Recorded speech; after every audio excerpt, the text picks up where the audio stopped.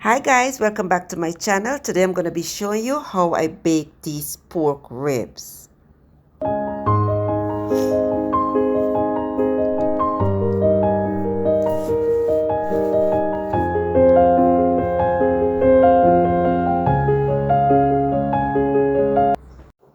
Okay, so first we want to go and clean this pork rib by removing the membrane. By doing so, you're going to allow the pork when it cooked to be even softer. If you leave the membrane on, it's going to be a little stiff, which in that when you cook it, you will have to be pulling that meat. So you want to remove it like this. It can be a little tough sometimes, but you got to hold firm and just rip it off. Once I get it all off, I'm going to cut it into sections, just like this. And you want to make sure that you have a very sharp knife because mine wasn't that sharp. So cut it off like this and you get a nice piece of cut. Alright, so once I'm done, I'm going to add some vinegar. Once I'm doing anything like beef or pork, I use a lot of vinegar. Alright? Lots of vinegar into there, and then you want to use some lemon or lime, whichever one you have. And I also prefer to use the fresh lemon as opposed to buying the lemon juice in the bottle. I don't know, I find when I use it, my meat has a different taste.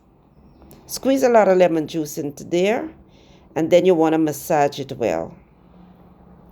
Rubbing it in very well, and let it sit for about 20 minutes.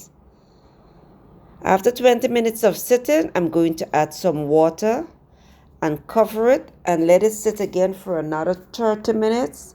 Because when you're using pork or beef, it's a little tough and you want it to soak properly. Then I'm going to wash it out, pat dry it, and now it's time for a season. As you can see, the meat is looking good.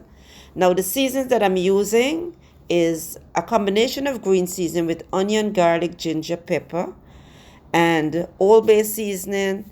And again, guys, these seasonings that I'm using is not compulsory. You don't have to use the same seasonings that I'm using. You can add your type of seasonings and seasoning to your liking. All right. So when I'm doing meat, there's not really any kind of measurement when it comes to seasoning. I just put seasoning because, I eyeball it and just average. But use your own type of seasonings and season your meat well. Once it's done, rub it in. And you want this to sit for another hour before you start cooking. So because I want my pork rib to be a little spicy, I add a lot of cayenne pepper. And just a wee bit of rosemary will do into this dish. Not too much. Some spice. And for the molasses, I did not have any soy sauce, so I used a little bit of this molasses just for browning the meat. I'm also going to be using lots of brown sugar into this meat to overpower that molasses. Now you don't have to use molasses, and if you do, just a little bit will do. Using sugar helps to keep the meat tenderized, and it also helps to develop a brown crust on the sides of your meat. So I'm going to rub it in well, and I'm going to bake it into this same dish.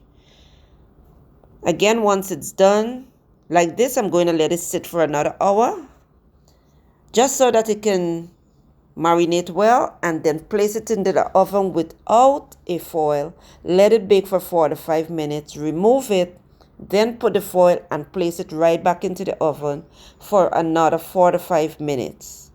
And now it's done. It's that simple and easy. You can see the brown crust from the sugar on the ends of the pork. And then you base it basically with the same liquid that is in the pan. And that's it. Your pork is done. Well cooked. And this is, trust me guys, when I say incredibly delicious, it is. So you can go give it a try. Simple and easy to make. Garnish with some chives or parsley, whatever you want. You can serve it up with some rice, some fries, or anything like that. So let me show you how this meat was well cooked. And there you have it.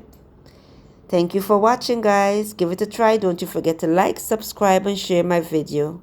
And I'll see you in the next one. Enjoy!